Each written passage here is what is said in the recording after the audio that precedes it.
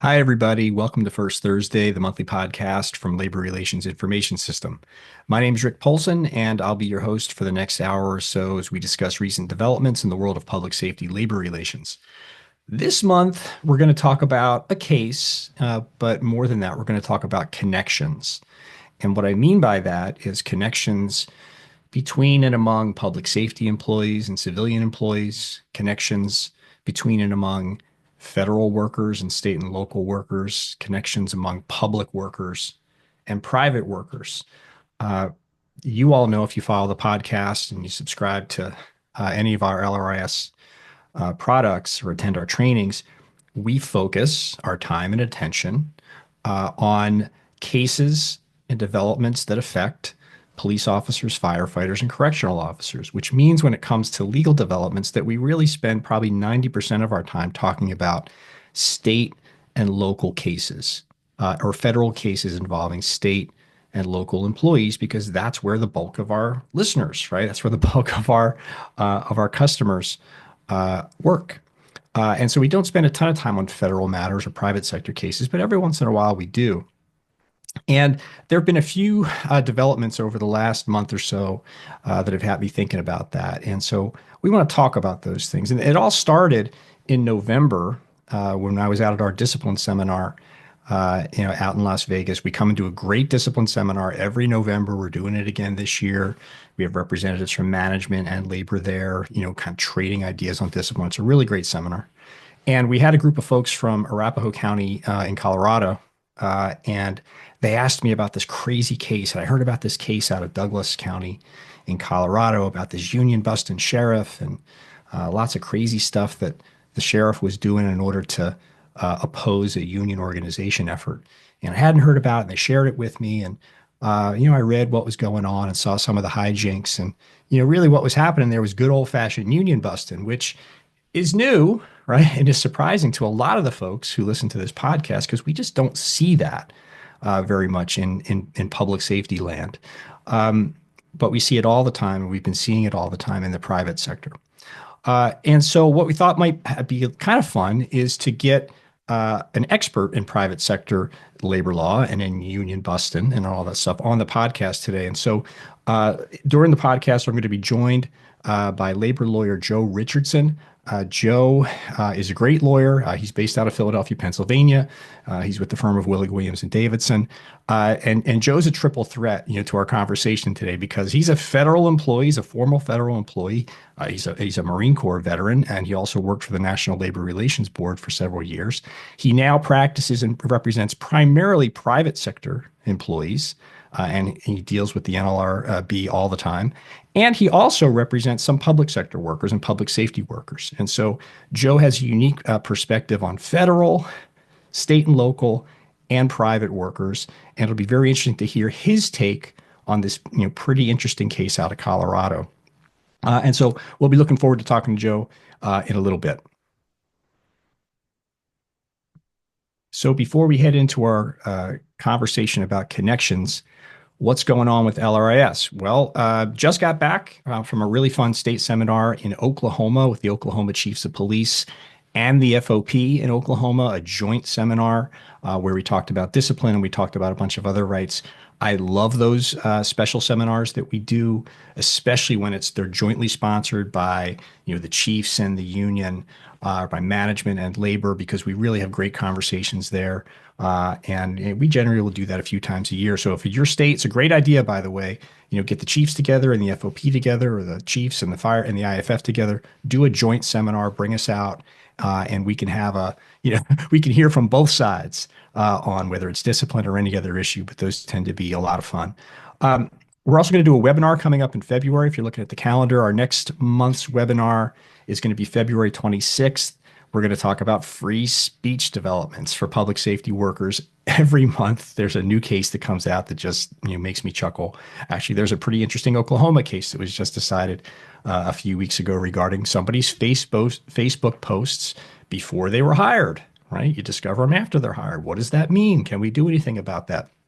Well, a federal court in the 10th Circuit had an opinion on that that we're going to discuss, as well as some other recent federal decisions on the speech rights of police officers, firefighters, and correctional officers. That'll be February 26th, 1 p.m. Eastern, 10 a.m. Pacific. If you want any information about that, just hit us up at LRIS webinars. And we'd like to see you there. And then in March, our next seminar in person is going to be our Collective Bargaining for Public Safety Employees seminar. It's my favorite seminar. We're going to go to Nashville, not Las Vegas this time. So we're going to be in Nashville. That's going to be fun, March 26th to 28th. The bargaining seminar, we have management attorneys, union side attorneys who negotiate these contracts, given their respective tricks of the trade. We're also going to hear from an economist on how you look at an employer's ability to pay and how we develop comparability analyses. And that's a really great 2.5-day seminar. I will be there and hope to see you there. If you have any information or you want information about that one, just check us out at LRS Seminars. I don't know if you've ever come out to one of our seminars, but at our bargaining seminar, sometimes we take it, on a podcast, you're required to say deep dive. So we take a deep dive sometimes in person into labor history and in public safety labor history. And whenever we do that, we start off generally talking about the Boston police strike of 1919. I'm not going to go into the whole story here, but if you have any interest in public safety labor history, I urge you to Google it, go read up about it. But basically what happened in 1919 was the Boston Social Club was the police union at the time, formed.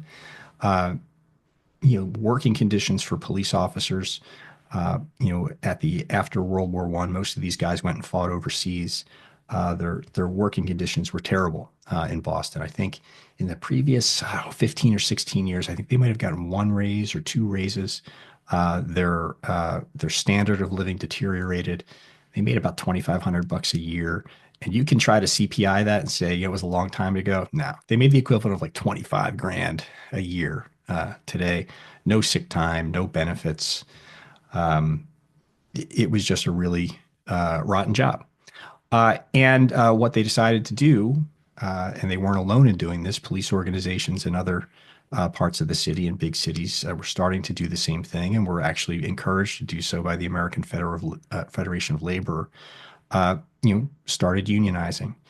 And what happened in Boston was because of a state takeover. There was a state takeover of the city of Boston, and there was lots of tension between city versus rural, which we see today, and there was tension between the Republicans and the Democrats, which we see today. And what happened was the Republicans basically took over the Boston Police Department. By law, took over the Boston Police Department, but the Democrats ran the city. And so the Democrats said, well, if we don't have any control over the police department, we're not going to fund it. And the Republicans said, well, we're not going to fund it. It's the Democrats run the city. And so nobody funded the police department, and nobody got raises, and working conditions got worse and worse and worse. And ultimately what happened was the officers placed the city on notice that they intended to form a union. They wanted to bargain with the commissioner regarding their wages and benefits and working conditions. And the commissioner said, I have a better idea. I'm going to form a union. I'm going to designate who's going to be on the union. That'll be the labor committee or whatever we call it. And then those guys can talk to me about it, right? So wouldn't it be nice, chiefs, if you could just pick the union? But it doesn't work that way. And what the chief did next was he basically said, listen, the new police union identified who their officers were. And he said, I forbid that. You can't have a union here. And I'm telling you right now that if anybody joins this union or steps up to take a position in this union, they're going to lose their jobs. The union did what you would expect they would do. They stuck to their guns and they said, no, here are the 15 people on our committee. The commissioner stuck to his guns. He initiated termination procedures against those officers. And the next day, 1,100 Boston cops walked off the job, in a massive show of solidarity for their brothers who stood up for everyone. What happened over the next few days is tough to get to the truth of. You can call it protest, you can call it rioting. Whether the streets of Boston were crazy or not for the next few days is open to debate. Back then, unlike today, back then, the media, it was a couple of newspapers and it was owned by three or four, you know, rich white guys. Nothing like today, of course, right? But so we have like the management view of what happened. And the management view in the media was this was horrible. The police abandoned their positions. There was rioting on the streets of Boston. And the strike ultimately was broken by Governor Calvin Coolidge. And that's how Calvin Coolidge, that's how he made his national reputation. He actually wound up becoming president because of what happened in Boston. He sent in the National Guard, and these were all basically like rich kids from Harvard who were activated. And they went in, they took over the city, they stopped the violence, and the governor fired every single one of those police officers who went on strike. They were it. They were done. They were called in the media. They were called deserters. It was like this horrible, horrible, turning of the public on the police who struck, who were really only just trying to make a living, right, and make their jobs a little better and a little safer. They were fired. They were replaced, and to stick, a thumb in their eye, the people who, they pulled off the street, gave them a badge and said, "You're police officers." They decided to pay those guys exactly what the police had been proposing in the first place. What the union was saying, the increases the union wanted, the city said, "No, you're fired. We're going to pay those same increased rates to somebody else." That's what they did, and those 1,000 cops never got their jobs back. I could go on and on and on about it. I urge you, if you have any interest in this subject, to take a look at it. The reason I'm talking about it is because not just because of what happened in Boston, but because that Boston police strike of 1919 had massive implications on unionizing of not just police officers, but firefighters and other public workers for decades. We really didn't see any meaningful unionization of public workers, not just public safety workers, until after World War II. Right. So what happened in Boston in 1919 had ripple effects that chilled any organization, meaningful organization of public safety unions for really another 30 years. They didn't know it at the time, but that's what happened. And every once in a while, you have big things that happen that make national news in the area of labor that have implications not just on the here and now and on the people who are involved, but on a lot of other people for a long time. If we fast forward to the early 80s into 1981, some of you listening can remember the air traffic controller strike, the PATCO strike in 1981. Some of you weren't born yet. I'm somewhere in between. I was like 11 when the air traffic controllers went on strike. And what happened there, right? So here's federal employees. They wind up going on strike. Just to provide some perspective, inflation in the early 80s was insane. If you think 8-9% inflation over the last 2 years was rough, well, how do you like 15% inflation, right, over several years? Inflation in the late 70s and early 80s was completely and totally out of control, and which obviously reflected itself at the bargaining table, right, where people were trying to keep up with the cost of living. Air traffic controllers were trying to do the same thing too. And they were having a very difficult time in the late 70s with then President Jimmy Carter, right? He recently passed former President Jimmy Carter, who everybody, says, "Oh, yeah, he was this, really crazy liberal, I guess gave the unions anything they wanted." Well, that was not the case with Carter, especially with the airline industry. He was heavily involved in deregulation. He had a really bad relationship with the air traffic controllers union, for sure, with PATCO. And they had a very tough time negotiating new contracts with the FAA. In fact, when Ronald Reagan ran against Jimmy Carter, and the unions had an opportunity to endorse, Reagan went and said, "Hey guys, if you got it," there's this great letter from Reagan to the air traffic controllers saying, "I support your cause. I think you guys are the best, and you need a fair contract, et cetera, et cetera, et cetera." They endorsed him. PATCO endorsed Reagan in the 1980 election. And we know what happened. Reagan won. And so it's 1981, Reagan's sworn in. The air traffic controllers think, "Oh man, yeah, contract's going to be settled, right? We're in great shape. We're going to get whatever we want."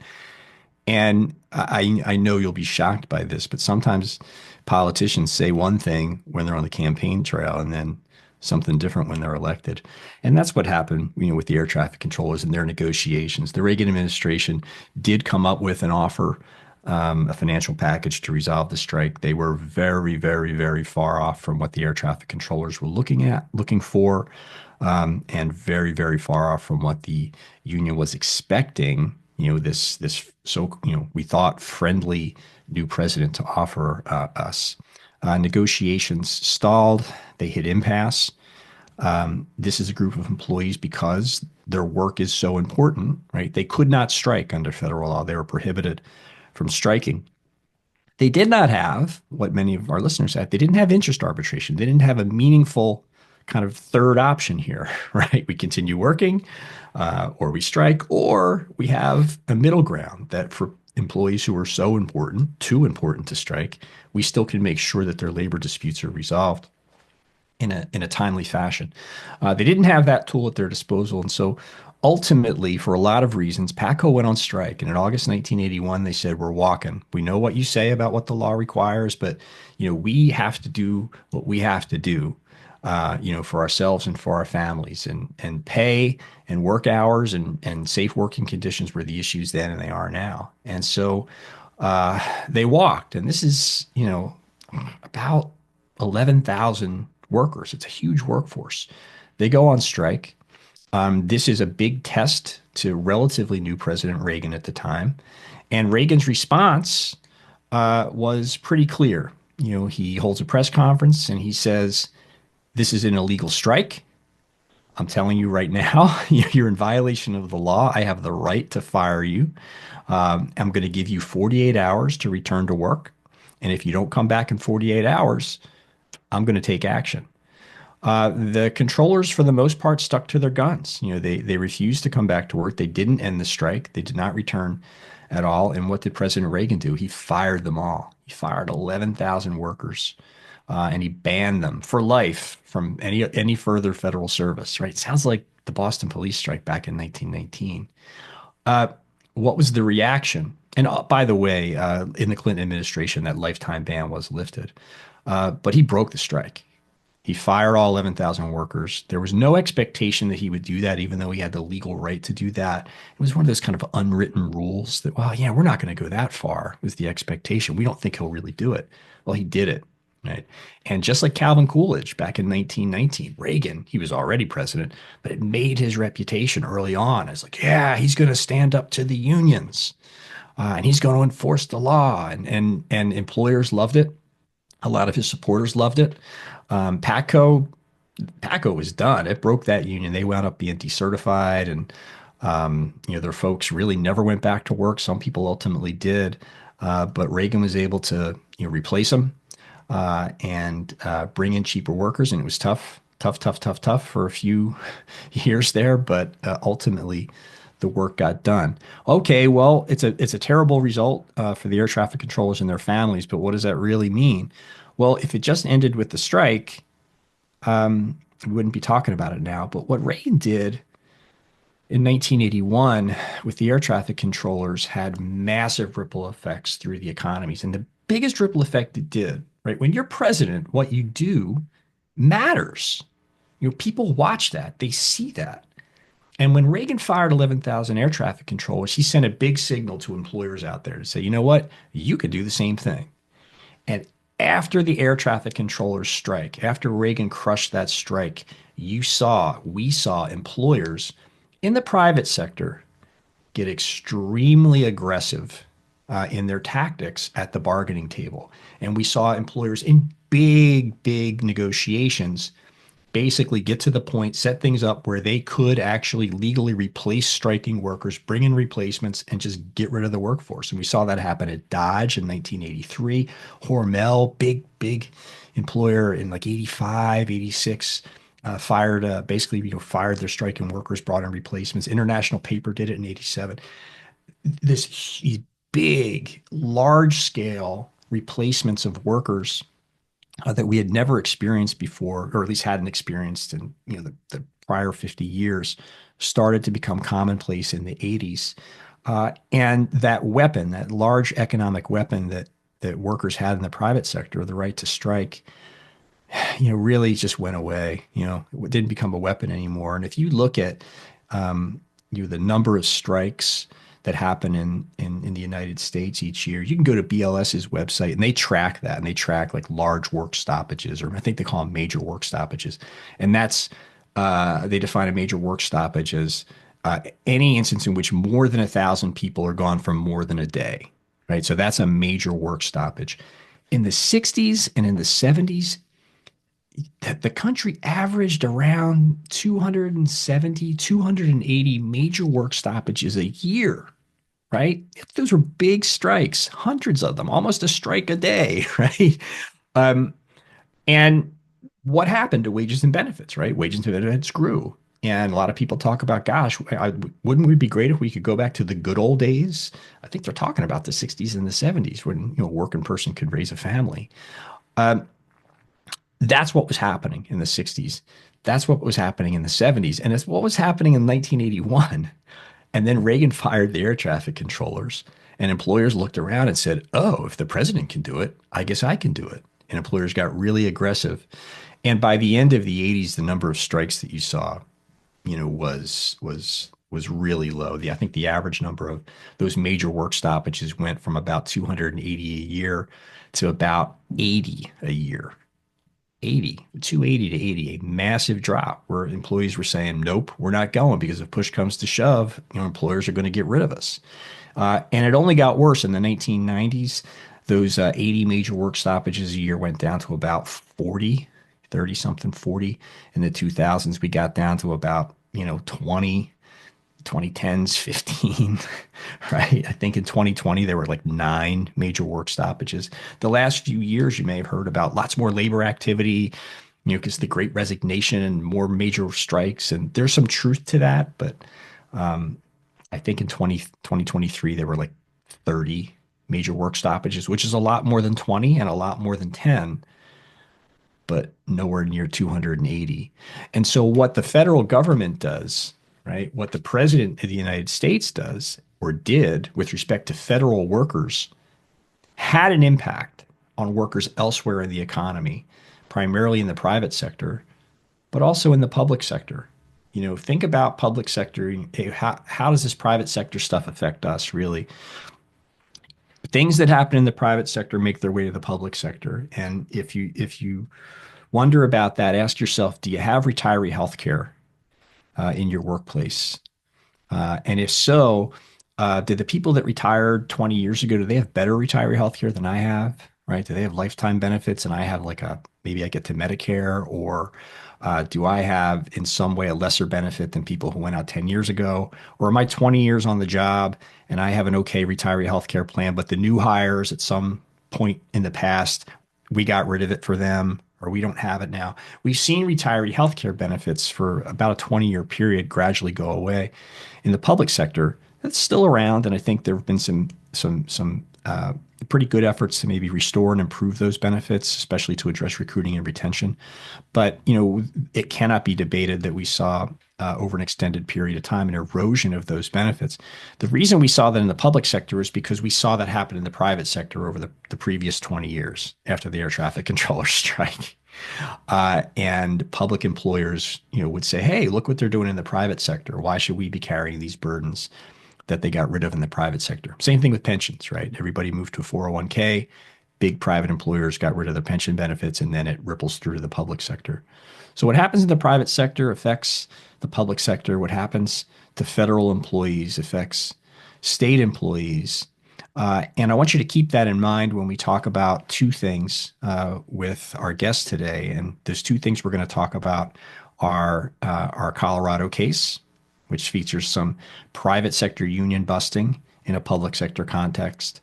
And then we're also going to talk about what's happening with the Trump administration and the National Labor Relations Board, what's happening with the Trump administration, and some of the things that it has done in the first few weeks with respect to its workforce. And this discussion has nothing to do with politics, has nothing to do with the administration's position on criminal justice issues and a lot of things that we really like. It has to do with how an employer treats its employees and how the things that we think may not affect us immediately in the state and local level actually can and do. And so we have to keep an eye on that stuff, even though we think, well, maybe it doesn't affect me today. It might affect us tomorrow. So after the break, we're going to come back, talk with Joe, and see if we can bring all these connections together. Okay, we're back. As promised, I am not alone, which is good news for our listeners, I think. As I mentioned, we're going to talk about connections between public sector and private sector, and between federal workers and state and government workers, and how sometimes in labor relations, not just in public safety land, by the way, but everywhere in labor relations, we can tend to kind of silo our views of things that are happening to other workers or in other industries, and say, well, it doesn't really affect us. The truth is, it's all connected, in one way or another. And so, we're joined this month by Joe Richardson. Joe, hi, welcome to the podcast. Hey, Rick. Good to be here. Thanks for joining us, Joe. As I mentioned, Joe's got a really unique background. He kind of has a foot in all three of the worlds that we talked about, which gives him a unique perspective to talk about this Colorado case that we want to spend some time on this month, and then maybe talk about some of the other things.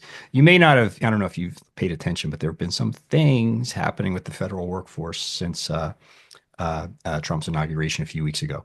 So let's start off, Joe. Why don't you tell us a little bit about yourself, your background, and your experience in each of the areas that we're going to be speaking about this month. Sure. Thanks, Rick. It's good to be here. So I've been a union side labor lawyer for about 6 years now. Before that, I was an attorney at the National Labor Relations Board, which is the federal labor relations agency. It kind of referees collective bargaining and the relations between unions and employers in the private sector. So I worked for them at a regional office, doing the day-to-day investigating unfair labor practices, running elections, doing hearings in front of judges, that kind of thing. Before that, I did a tour in the United States Marine Corps. I did 5 years from 99 to 04. And in my role as a union side lawyer now, I represent folks kind of across a bunch of different sectors. I represent a lot of Teamsters who do sort of traditional logistics type of work. But within those unions, we also have a lot of public servants, including correctional officers. And I represent some private sector first responders in South Jersey. Great. So you really do have, well, first, thank you for your service. Thank you. A lot of our listeners are veterans, and thank them for their service. Yeah, you really do. So, it's interesting. You've got your federal experience at the board, and now in private practice, working with uniformed folks and also private sector folks. And so let's get to this case. And, I'm going to summarize it a little bit. And there's not much summarizing to do. The facts are great in this case. It reads like Yeah. like a bad story. And so the case is called, it's FOP Lodge 47, versus Douglas County and the Douglas County Sheriff's Office. So where we are in the country here is in Colorado, Douglas County, Colorado. It's kind of smack dab in between Denver and Colorado Springs. I've never been there. I want to go there. Douglas County is really nice. It's one of the wealthiest counties in the country. I think the sixth or seventh wealthiest in the country. And they have an elected sheriff. His name's Darren Weekly. Not unusual system. And because sheriff's work, deputy sheriff's work can vary in different places across the country, the nature, this is a traditional law enforcement deputy sheriff's office. So where deputy sheriffs are going to be performing traditional policing work in addition to other duties. And this is an agency, I think they've got about 600 folks in the agency, 400 uniforms. So it's a pretty good sized agency. Douglas County is about 400,000 people with some smaller cities in there, but a lot of money in Douglas County. And that probably plays into the response. You think, oh, wealthy employers, they're probably really generous and to their employees, and that's not always the case. In fact, it's not the case. So what happened here in Douglas County? The sheriffs, the deputy sheriffs and sergeants took steps to organize and to engage in collective bargaining under Colorado's law. And all the laws are a little bit different. And as we've discussed here before, they're all based in one way or another on a law called the National Labor Relations Act. So keep that in the back of your head. And Colorado's is as well. Some differences, but the basic rights are generally the same. And so Lodge 47 starts the organizing process to engage in collective bargaining, and the goal being we'll have a collective bargaining agreement, right? It's going to set forth wages, benefits, other terms of employment for a period of time. It's what most of our listeners engage in, hopefully every few years, right? And so they do a survey to look for support. They got about 75% support of the unit. The unit is all of the basically the equivalent of like the officers and the sergeants. So some differences in state laws about who can be in a unit. Can everybody be in the same unit? Are they separate? This is a group that would contain the kind of patrol deputies and the sergeants. And everything was going good, right? They're having a lot of success apparently, a lot of support, and the FOP kicks off the organizing campaign. The local officer who works there, and he sends an email to his colleagues. And this is, I think, in February or March of 24. So it's not too terribly long ago. And so email goes out to the group saying, hey guys, we're moving forward. We did a survey. Your support for unionization was really strong. Over 75% of you casted yes vote for collective bargaining. We're going to move forward. Hey, I met with Sheriff Weekly to share the results, and Sheriff Weekly expressed his continued support for us and the FOP. All right. So this is where maybe somebody might have, pooped the bed, as we may say. I don't know. I haven't talked That's to a anybody legal there. term. Yeah. So someone may got out over their skis there because Yeah. not too long after that initial, well, you get that email, you go, hey, we're golden, right? The sheriff supports it. Everybody wants to unionize. Elected sheriffs or politicians, whether or not Sheriff Weekly was kind of glad handing the troops and saying, yeah, I support you. I don't know, right? And someday I'll know because someone's going to come up to me at a seminar and tell me, the backstory here. But we don't know. The FOP represents that the sheriff supports the union, and then like you hear the brakes screech, and another email gets sent out from the FOP saying we're going to clarify that email that we sent out earlier. Uh, yeah, Sheriff Weekly supports us, and but he opposes collective bargaining. He supports the union, but he opposes collective bargaining, which is a little unusual. And so, what do you think happened there? I'm going to use my powers of my psychic powers and say somebody got their butt reamed out. So, Sheriff Weekly or someone else yelled at somebody and said, "I didn't support collective bargaining," right? Yeah. And so this follow-up email is sent out to the troops saying, "Hey, not so fast. The sheriff supports the union. He supports you all, but he doesn't support collective bargaining." And then the sheriff himself sends out an email to everybody a little bit later. And I want to read from this email, and Joe, I want to get your take on this. So here's the sheriff. I want to be very clear that I oppose collective bargaining and I feel it's totally unnecessary. In my opinion, adding another layer of bureaucracy by introducing collective bargaining between me, our employees, and our commissioners is completely unnecessary. And then he goes on, I promise that I'll just, I'll give you flowers every Valentine's Day. I'm going to be the best boss ever. But there's this, I oppose collective bargaining. We don't need this extra layer of bureaucracy coming between you and me. Joe, does that sound familiar? I mean, that's the playbook. I hear that every time.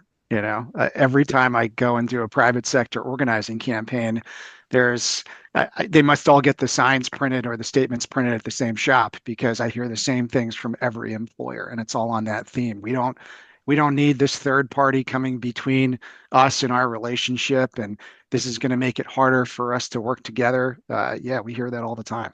And the union's always the third party, right? The That's right. union's and you talk to people and you look around, and if you're in a 200 member department or if you're in a 50 member department, who's the union? It's us, right? It's Right. us. Like Who's who's voting on whether or not to have a union in the shop? It's the people who work there, right? But they always make it a third party.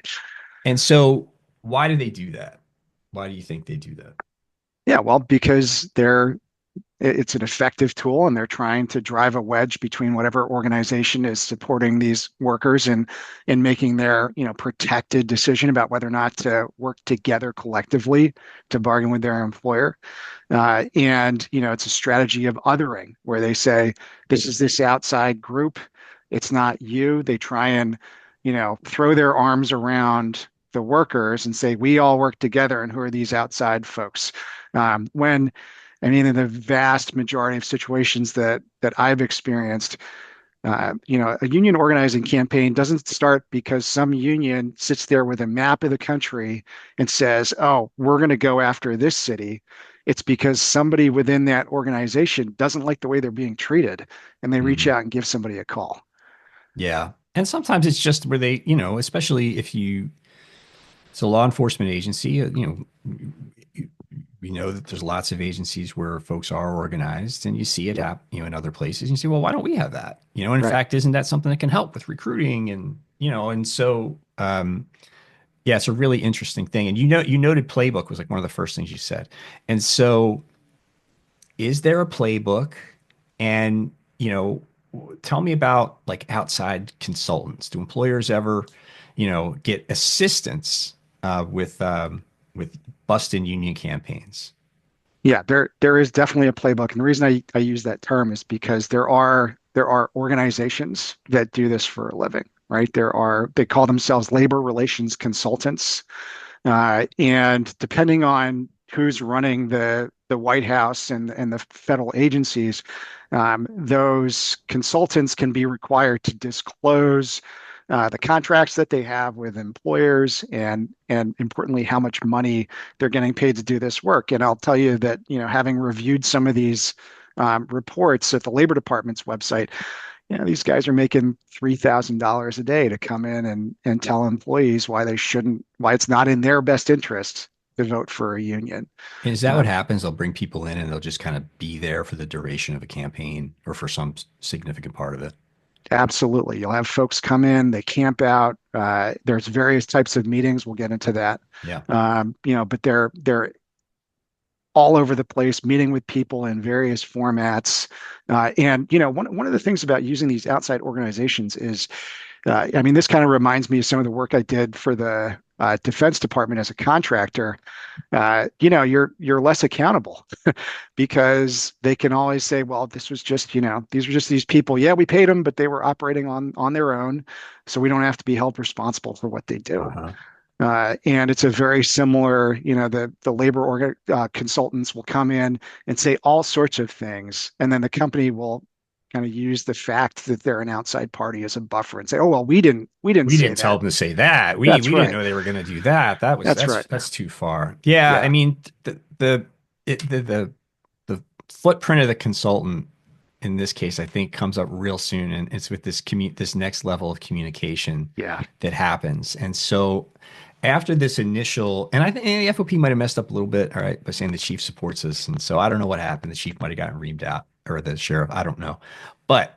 After the sheriff sends out his email saying, and he, by the way, he goes out of his way, says, I love the FOP. The FOP is great. I used to be a member of the FOP, and the FOP is awesome for lobbying and blah, blah, blah, blah, blah, but not collective bargaining. Right. And Right. so there's just a teensy weensy bit of hypocrisy there. We get that all the time. And, Weekly's a Republican, it's a heavily Republican area. I can tell you, we see it everywhere. You see it on both sides of the aisle. And whether it's very conservative folks who just hate all unions, or whether it's sometimes you have very liberal folks that love unions, except in their workplace. Yeah. That's And they right. have to Not in have a my union. Say, oh, backyard. no, we don't Yeah. need a union here. Have That's one right. over there. So, a little bit of hypocrisy from Sheriff Weekly. It Yeah. happens. But then he starts sending out emails, like, and they say weekly emails. They're more than weekly, a couple times a week. Right. Start sending out emails to employees, these did you know emails that he sends out. And it's, did you know that you know, your healthcare could get worse if you have a union. Did you know that? And it's just all these talking points, these short emails sent to sent to the workforce by Sheriff Weekly. Um, Sheriff Weekly, I guess, apparently got really clever. He got really good at marketing and messaging, in the week after the union campaign started. This kind of stuff, these did you know emails, is that the same playbook, Joe? Yeah, I mean, I was going to joke. I guess the internet's a powerful thing. He just went on Google and found some union busting emails and put them together. But yes, no, this is exactly the kind of stuff that we would expect to see from a labor consultant. I see these sorts of emails all the time, and they're designed to walk right up to the line of what is under current law permitted. Depending on what Mhm. jurisdiction you're in. The private sector, there are certain rules that are different from a lot of public sector labor laws in terms of what an employer is or is not allowed to say. Give me an And example of like in the private sector, like something an employer can get right up to the line and say, and maybe be okay. And this is all, everything's in flux now, and something yeah, that an employer, we all pretty much know an employer can't say. right. I mean, I think so.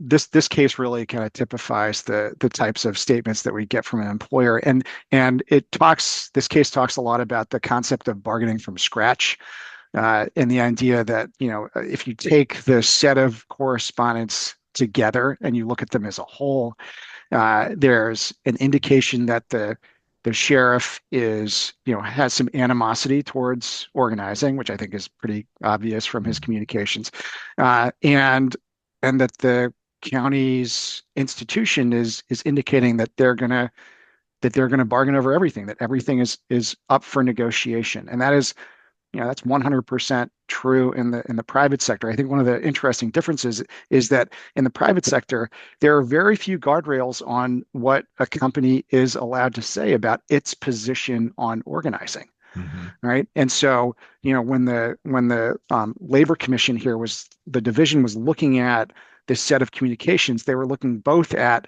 what is this sheriff saying about how he feels about unions, and then also what are these communications about we're going to have to bargain over everything, and putting those together to find that that's coercive and that that's indicating that they may do regressive bargaining or other anti-union bargaining strategies. In the private sector, the NLRB would never put all those things together because the first set, the employer saying, I don't like the idea of union organizing, that's protected. They're allowed to say that.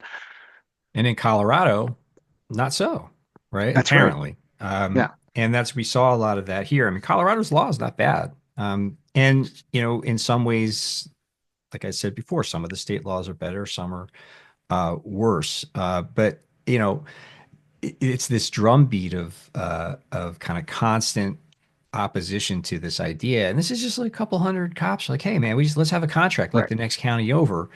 And all of a sudden they're getting hit with a lot of things. Tell me about these meetings, right? There's in the Yeah. industry, we talk about captive audience meetings, and Right. um, what are they like in the private sector? And did we see any of that? Like what flavor of that occurred in this Colorado case? Yeah. So, and again, the law in this has changed a little bit recently, but what I have historically experienced with my clients in organizing campaigns, a captive audience meeting, it tends to follow one of a couple different types of scripts, but they are meetings where these consultants, sometimes it's an in-house person. I dealt with a company recently, a large national company, where I had an organizing campaign here in Philadelphia, and because they do this all the time, they actually insourced it. They have a vice president of labor relations who just flies around the country doing union busting He campaigns. screws his workers. Good, Yeah. good for him. And I think partly because of that, they had a certain tenor in these meetings, but it's a meeting where the employees are required to attend, and the purpose of the meeting is to allow the company to express its views on the union campaign and to talk about how the company is going to respond. And those meetings until quite recently were 100% lawful in the private sector. It- an employer could get in trouble for depending on what it said during those Hmm. meetings. If it was threatening employees, with loss of benefits, or adverse working conditions based on unionization, or if it was promising things if they decided not to vote for the union. But in general, they were allowed to hold those meetings and follow this script, So this tell very people effective that script. you don't have to, hey, you're off the shop floor. Don't worry about it. come That's on right. in, have a seat, put your feet up, got pizza over there. That's right. I'm Yeah, gonna tell you some pizza. stories about, man, have you heard about this union? It's actually the That's right. same. It's the FOP, but the FOP in you name it state, they had this issue, and just start talking about bad things. Folks are getting paid, Right. right? And it's not just that they're getting paid, they can't leave. Right. And well, in this case, and sometimes there's an issue. Well, can they leave? Can they not leave? Right. And in Douglas County, there was a little bit of that. They conducted some of these meetings in Douglas County in this particular case, and the employer, I believe, raised the defense. Well, no, anyone could have left at any time, so they weren't necessarily a captive audience. Right. The labor board didn't, I don't think, buy that argument. But that's Right. not. So this is stuff that happens. This kind of playbook out there in the private sector of things that an employer can do within the rules or maybe up to the line, to to defeat a union organizing campaign, right? And Right up what to if the they line. cross the Yeah. line? What's the Well, and consequence there? I mean that so first of all, the lines move around based Hmm. on who's interpreting the law at the time and what the specific circumstances are. Uh, but if they do go over the line in the private sector, oftentimes the consequence is pretty limited. So the way this would ordinarily work is if the union busting campaign is going on and they're violating, the NLRB would still potentially conduct an election, Hmm. and depending on how that election came out, if the conduct of the employer was found to have crossed over the line, that would be what's called objectionable conduct, and it might be a basis for rerunning an election. Now, there has been a recent change in federal labor law with a decision called CEMEX, where the NLRB said if you engage in certain types of coercive behavior during the pre-election period, we're not going to have an election. We're just going to go ahead and if the union has garnered enough support, if it got more than 50% Hmm. card showing, that they're not going to hold an election. They would just order the employer to recognize and bargain with the union. I, I think the problem with that is that first of all, it's relatively recent, and anything the NLRB does has to go up to a court of appeals and get reviewed and potentially go to the Supreme Court. And so the union folks that I work with have been careful about relying on that promise of getting a bargaining unit out of one of these CEMEX violations, because who knows how a court is going to view that precedent. Yeah, there's a couple of things, and things change. So let me break Yeah. that one down because I think it's interesting. I'll use the facts of this case. In the Cemex decision, let's say before that, right? Yeah. Um, and I'm thinking of, you're in Philadelphia, Right. I'm in Philadelphia. People listening to this podcast come from different places, including maybe some down in Washington, where we played a football game a couple of weeks ago against, I won't say what they used to be called. They're called the Commanders. Uh, and the Eagles won, so the Eagles are in the Super Bowl. But people who watch that game will know the Eagles are doing the tush push. They're down on the goal line, right? You're inside the one, and there's no incentive for to the defense to follow any of the rules. They're jumping Right. off sides, right? They're Yeah. jumping over, they jump over the center, almost hit Jalen Hurts. Right. And it got to the point where the referee says, "Hey, wait a minute. We are authorized. If you do that one more time, we can award the score." Right. Right? Because if we don't, there's no consequences for you to continue to violate the rules, right? And that's Right. kind of the Cemex decision, isn't it? In a That is sense, a great analogy. it's like the tush Absolutely. push. Well, Um, yeah, it's like the referees threatening to award a point. yes. And without that, but you're right, without that kind of extraordinary measure, there's no incentive for the other side to play by the rules. Right. And if we were to use this, and it's Colorado, so this is a not we're in Douglas County, we're in a meat packing plant, we're not in the deputy sheriff's Yeah, office, and I'm the person who does the survey, and I'm the person who sends out the email, and everybody knows that Rick's trying to form a union, and let's say that I'm a pretty good employee, I'm not the worst, I don't trail a bunch of discipline, but I'm not the best, I'm just kind of in yeah, there, and but everybody knows it's Rick. The employer turns around and says, you know what, Rick's fired. that's right. Um, are there any, what are the consequences supposed to be to that? And how can Yeah. employers in the private sector abuse that to get what they really want? Yeah. So you're right. Rick's going to get fired. That's the way it works. It's against the law, right? Technically, Section 883 of the National Labor Relations Act protects the right of employees to seek to organize, and an employer can't retaliate against somebody for wanting to join a union, for trying to organize a union, but it happens all the time. It is part of the playbook. It's sort of there's a hard and soft version of this, and the hard version of it is, yeah, you fire the organizers, you make the threats, and that person is definitely going to get removed from the workplace. They're going to get fired. Uh, the National Labor Relations Board has very limited ability to cure those types of situations. Yeah. The remedies that they're limited to are reinstatement and back pay, kind of like in an arbitration. Yeah. And so they can't go fine the company for doing something like that. Um, the Technically they do have the right to go to a federal court and seek an injunction, a court order to get that person back in the workplace. And I actually Hmm. did that once as an NLRB attorney with a organizing campaign that I was dealing with, and a union leader got fired, and we got her back to work. But it can be incredibly difficult to make that burden of proof to show that that person was fired for organizing, and it can take a long time.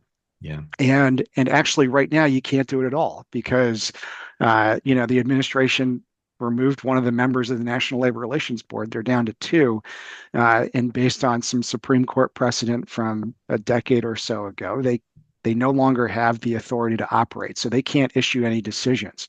And whereas the regional office of the NLRB has offices all over the country, and they can do a lot of stuff by themselves. One thing they cannot do is go into court and seek an injunction against an employer. They can go seek one against a union without getting the board's permission.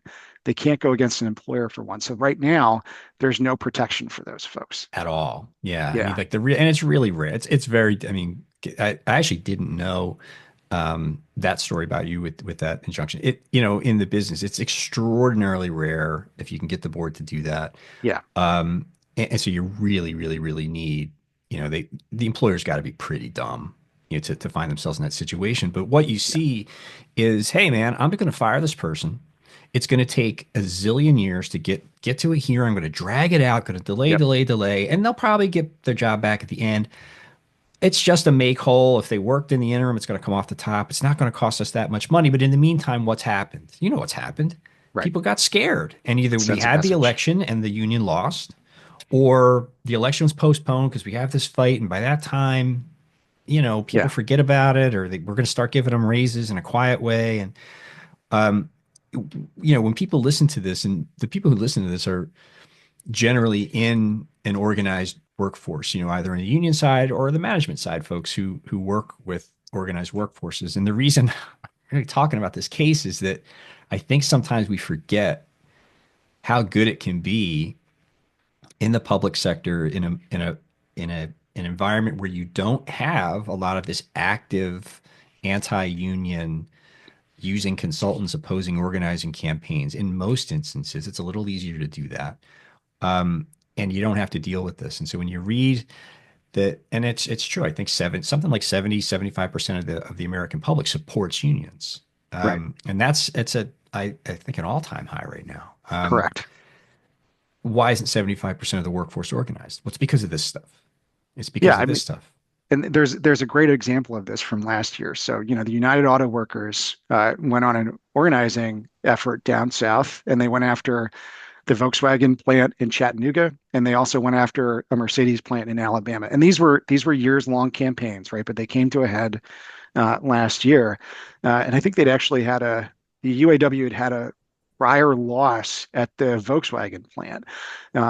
And what they did this time was somebody at the UAW intervened with Volkswagen corporate in Germany, where they have a very different approach to collective bargaining. And Hmm. under German law, unions are required in workplaces, right? They're called worker councils. And so the headquarters operation at Volkswagen essentially ordered their American counterparts to back off, and they gave what's called a neutrality agreement, where they're basically just agreeing not to do all of this union busting Not to cheat. stuff.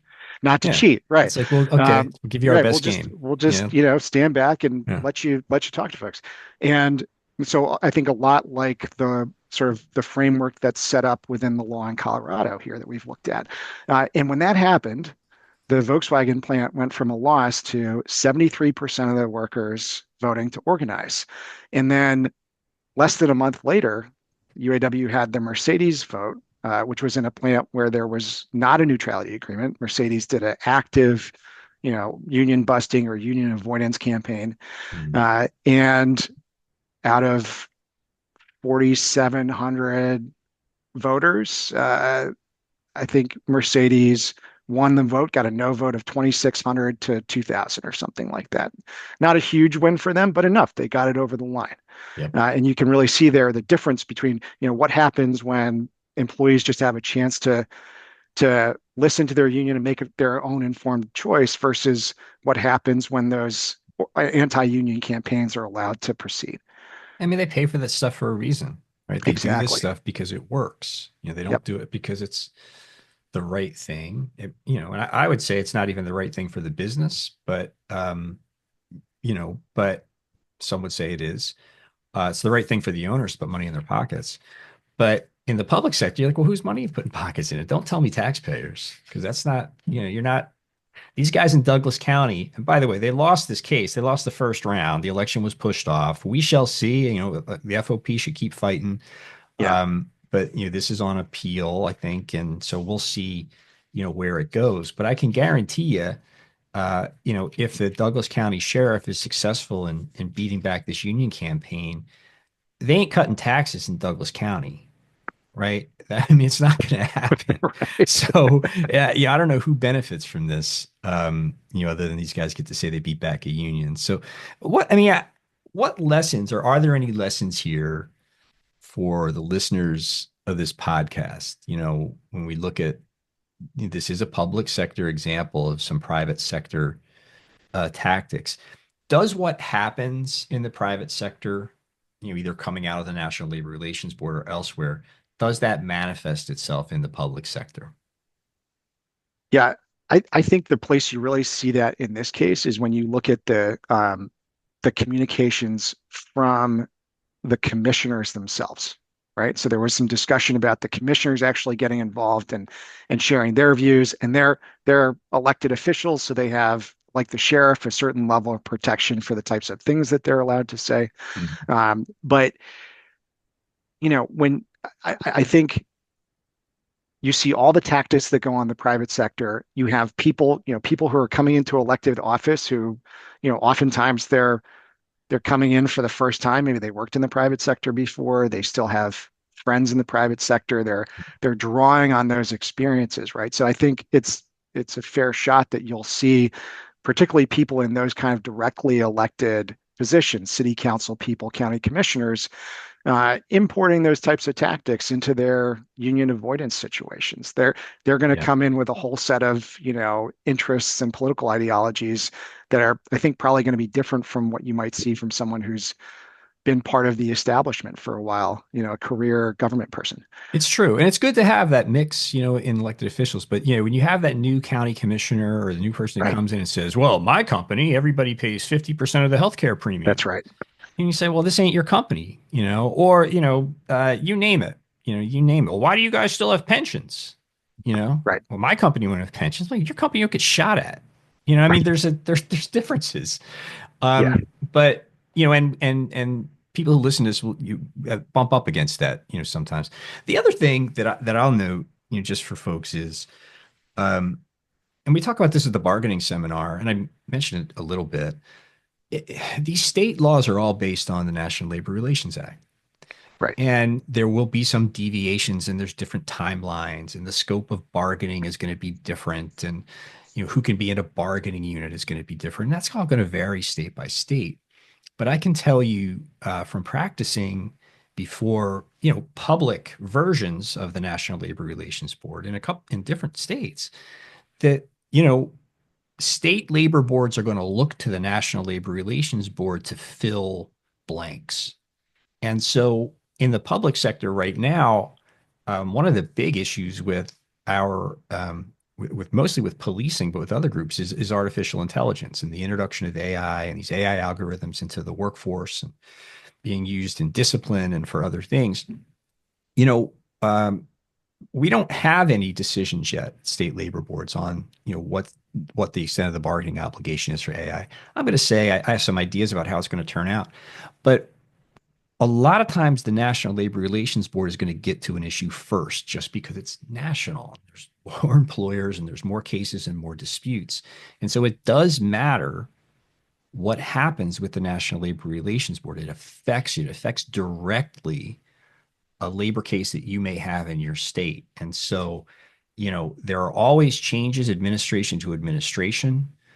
Historically, that has been the case. It gets more conservative, it gets more liberal, and there's a process for that. Um, if you break the process and have a labor board now that doesn't even have a quorum, folks might think, well, okay, that's tough sledding for the private sector, but it's tough sledding for the public sector too. We just haven't seen it yet. And so, that's stuff that we should all be thinking about and watching what's happening at the federal government level very closely, because what happens there can certainly happen, in our local departments. Joe, thank you so much for joining us this week. Or this month. I learned a lot. And I think I have bad news for you. I think you're now our private sector correspondent. And I think there's going to be lots of messed up shit happening in the private sector Well, that's this for year. sure. Yeah, So maybe you can be our messed up shit correspondent. sounds good. Yeah. And we'd love it if you could come back and join us again. And thank you very, very much. That's it for the podcast this month, everybody. Thanks for giving us your time and look forward to speaking to you again in March. Bye bye.